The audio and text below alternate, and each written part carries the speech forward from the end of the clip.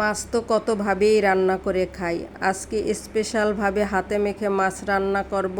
আর এই মাছও যদি হয় স্পেশাল নদীর মাছ, তাহলে তো আর কথাই নাই। আসসালামু আলাইকুম। মাছগুলোকে কেটে ধুয়ে পরিষ্কার করে নিয়েছি। আগেই চুলায় একটা কড়াই বসিয়ে পরিমাণ মতো তেল দিয়ে এর ভিতরে 1 কাপ পরিমাণে পেঁয়াজ কুচি, 1 টেবিল চামচ রসুন বাটা দিয়ে দিলাম, 8-10টা কাঁচামরিচ মাঝখান থেকে ফালি করে দিয়ে দিলাম, পরিমাণ মতো লবণ দেব, মাছের কালারের জন্য দিয়ে দেব আধা চা চামচ মরিচের গুঁড়া, দিয়ে দেব 1 চা চামচ জিরার গুঁড়া, 1 চা চামচ হলুদের গুঁড়া। সবগুলোকে এখন হাত দিয়ে খুব ভালো করে মাখিয়ে নেব। একটু সময় নিয়ে মাখাতে হবে যাতে পেঁয়াজগুলো একদম নরম হয়ে যায়। মাখানোর মাঝখানে আমি 3 টেবিল চামচ হবে নারিকেল বাটা দিয়েছি, সেটা স্কিপ হয়ে গিয়েছে। আরও একটু তেলও দিয়েছিলাম, তেলটা মনে হয়েছে কম। এখন আমি মাছগুলো দিয়ে দেব। মাছগুলো ছিল বেশি বায়লা মাছ, কই মাছও ছিল, পোয়া মাছ ছিল, পাঁচমিশালি মাছ যেটাকে বলে আর কি। মাছগুলোকে মশলার সাথে খুব ভালো করে মাখিয়ে নিয়ে হাতটা ধুয়ে অল্প পরিমাণে পানি দিয়ে দেব। চুলাটা জ্বালিয়ে দেব।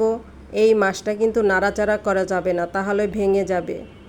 যদিও টাটকা ছিল, তারপরও বায়লা মাছ কিন্তু একটু নরমই থাকে। ঝোলটা যখন ফুটে উঠবে, কড়াইয়ের 2 পাশ ধরে এভাবে নাড়াচাড়া করে দিতে হবে যাতে নিচে লেগে না যায়। আর উপরের মাছগুলো খুন্তির সাহায্যে এভাবে একটু ডাবিয়ে ডাবিয়ে ঝোলের ভিতরে দিয়ে দিতে হবে, তাহলে উপরের মাছটাও খুব ভালো করে সেদ্ধ হবে, নিচেরটা তো সিদ্ধ হবেই। ঝোলটা কিছুটা শুকিয়ে আসলে দিয়ে দেব আমি ধনিয়া পাতা। ধনিয়া পাতা দিয়েও আমি খুন্তির সাহায্যে চারিদিকে ছড়িয়ে ছিটিয়ে দিব। রান্নার সময় মাছ থেকে এত সুন্দর একটা ঘ্রাণ বের হচ্ছে, মনে হচ্ছিল যে চুলা থেকেই উঠিয়ে খেয়ে ফেলি। ধনিয়া পাতা দিয়েও আমি 2-3 মিনিটের মতো জাল করে নেব যাতে ঝোলটা একদম মাখা মাখা হয়ে যায়।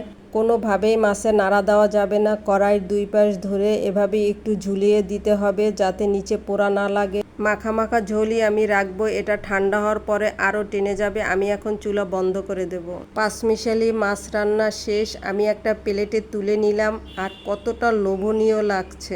এই ধরনের মাছ রান্না যদি খাবার টেবিলে থাকে তাহলে অন্য কিছুরই আর দরকার হয় না। আরও নদীর মাছ বলে কথা, নদীর মাছ তো এখন স্বপ্নের মতো, পাওয়াই যায় না। নদীর মাছের স্বাদের কথা আর নাই বললাম, সবার লোভ লেগে যেতে পারে। মাছ দিয়ে ভাত খাওয়ার পরেই আমি ভিডিওটা এডিট করে ভয়েস দিলাম। এখন আবার আমার মনে হচ্ছে এই মাছ দিয়ে ভাত খাই। হাতে মাখা নদীর পাঁচমিশালি মাছের রেসিপি কেমন লাগলো? যদি ভালো লেগে থাকে সবাই লাইক, কমেন্ট, শেয়ার করতে ভুলবেন না। সবাই ভালো থাকবেন। দেখা হবে আবার কোনো নতুন রেসিপিতে। আল্লাহ হাফেজ।